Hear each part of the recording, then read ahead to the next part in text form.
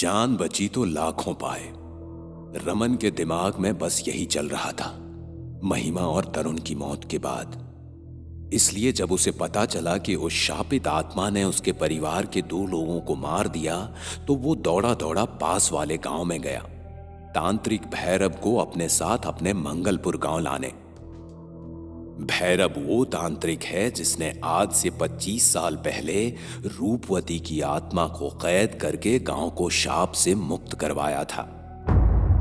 आज से 25 साल पहले इस गांव की एक लड़की रूपवती, जिसका इस दुनिया में कोई नहीं था सिवाय एक मुंह बोले भाई माधव के, जो पास वाले गांव में ही रहता था। रक्षाबंधन के दिन माधव रूपमती से राखी बंधवाने उसके घर आया, तो गांव के एक आदमी ने इस बात का फायदा उठाकर अपनी दुश्मनी रूपमती से निकाली और रूपमती पर लांछन लगाया कि रूपमती का माधव के साथ भाई का तो सिर्फ दुनिया को दिखाने का रिश्ता है, लेकिन असलियत में उन दोनों के जिस्मानी संबंध हैं। गांव वाले भी उसकी बातों में आ गए और अपने गांव के कानून के हिसाब से उन्होंने रक्षाबंधन के दिन रूपमती और माधव को बीच चौराहे पर पहले कोड़ों से बहुत मारा और फिर बिच्छू से भरे एक कुएं में जिंदा फेंकवा दिया। लेकिन मरते वक्त रूपमती ने पूरे गांव को शाप दिया कि आज के बाद कोई भी इस गांव में रक्षाबंधन नहीं मना पाएगा। अगर मनाएगा तो वो उसकी जिंदगी का आखिरी दिन होगा। महिमा और तरुण को इसी बात की सजा मिली थी। कविता अपनी बेटी महिमा और छोटे बेटे तरुण की लाश के पास बैठे रो रही थी कि तभी उसके कानों में एक आवाज गूंजी, इतना मत रो, तुम्हें भी तो अपने बच्चों के साथ जाना है। ये कहकर महिमा के मृत शरीर ने अपनी माँ कविता का हाथ पकड़ लिया, तो उसके हाथ से धुआं निकलने लगा और उसका हाथ तेजी से जलने लगा।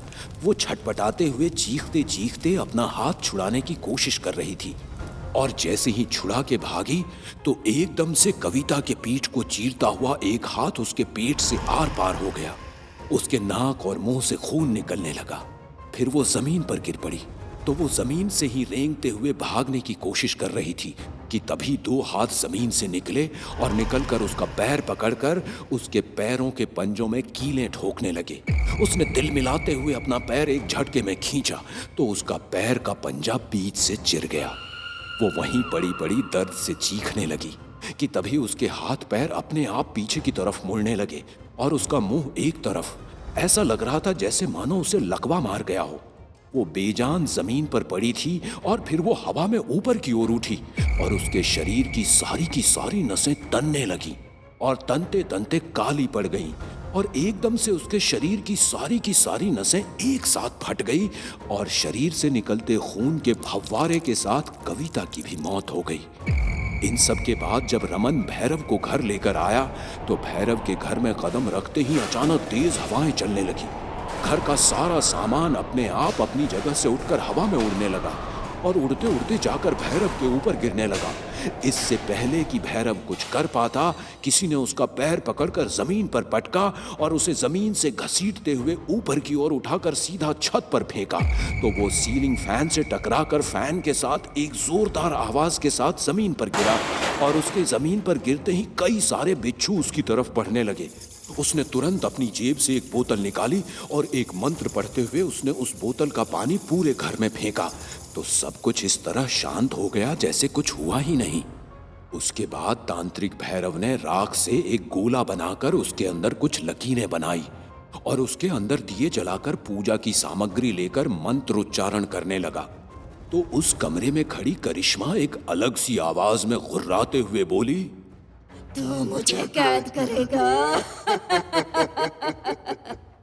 लेकिन पहले इसे तो बचा। ये कहकर करिश्मा अपना सर जोर जोर से दीवार पर पटकने लगी और फिर उसके दोनों हाथ अपने आप ऊपर की ओर उठे और उसके चेहरे की तरफ मुड़े और फिर वो अपने हाथों से अपना चेहरा नोचने लगी और नोचते नोचते कभी रोते हुए कहती, रमन, रमन मुझे बचा लो रमन। तो कभी गुस्से में गुर्राते हुए कहती, तांत्रिक इसे नहीं बचा पाएगा। ये कहकर करिश्मा ने एक मुक्का मारकर खिड़की का कांच तोड़ डाला और उस कांच के टुकड़े से अपने हाथ पर गोदते हुए लिखने लगी, ये इस परिवार का आखिरी रक्षाबंधन है। ये कहकर उसने कांच जमीन पर फेंक दिया और फिर अपने आप करिश्मा के हाथ पैर पीछे की तरफ मुड़े और वो हवा में ऊपर की ओर उठी और आकर धड़ाम से जमीन पर गिरी। और वो बार बार इसी तरह ऊपर की ओर उठती और धड़ाम से नीचे गिरती, और ऐसा तब तक चलता रहा जब तक वो लहूलुहान होकर बेहोश नहीं हो गई। करिश्मा के बेहोश होते ही वो आत्मा उसके शरीर से निकलकर सीधा तांत्रिक भैरव के ऊपर कूदी और अपने हाथों से उसका गला दबाने लगी। वो छटपटाते हुए अपने आप को छुड़ाने की कोशिश कर रहा था। इससे पहले कि वो अपने आप को छुड़ा पाता, जमीन से निकलते हुए कुछ हाथों ने भैरव को जकड़ लिया और फिर उसके पास रखे सारे के सारे दिए हवा में ऊपर की ओर उठे और उठकर भैरव के चेहरे की तरफ आकर उसका चेहरा जलाने लगे। तभी उसने पूरी ताकत से अपना हाथ छुड़ाया और जैसे ही जमीन पर पड़ी एक माला उठाकर उसे गले में डालने को हुआ तो एक साथ कई सारी एक जैसी आत्माएं उसके चारों तरफ आ गई। भैरव समझ पाता कि असली आत्मा कौन है, तभी जमीन पर पड़े महिमा, तरुण और कविता के शव उसकी तरफ बढ़ने लगे।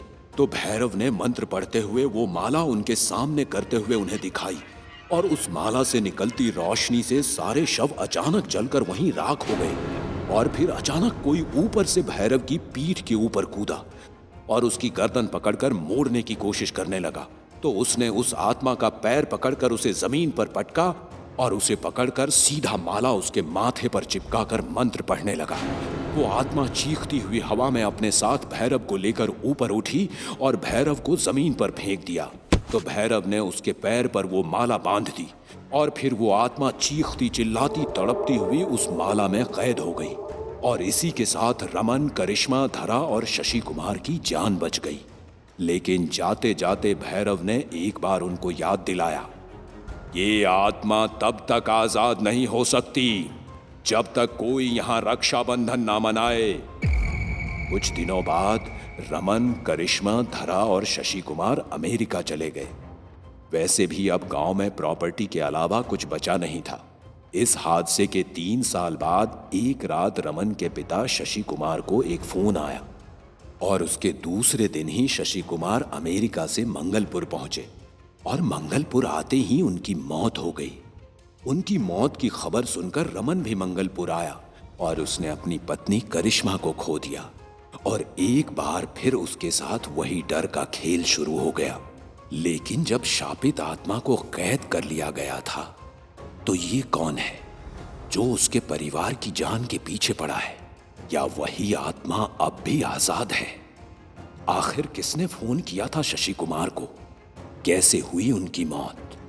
इन सब सवालों के जवाब जानने के लिए सुनिए रक्षाबंधन एक शाप का अगला और आखिरी भाग।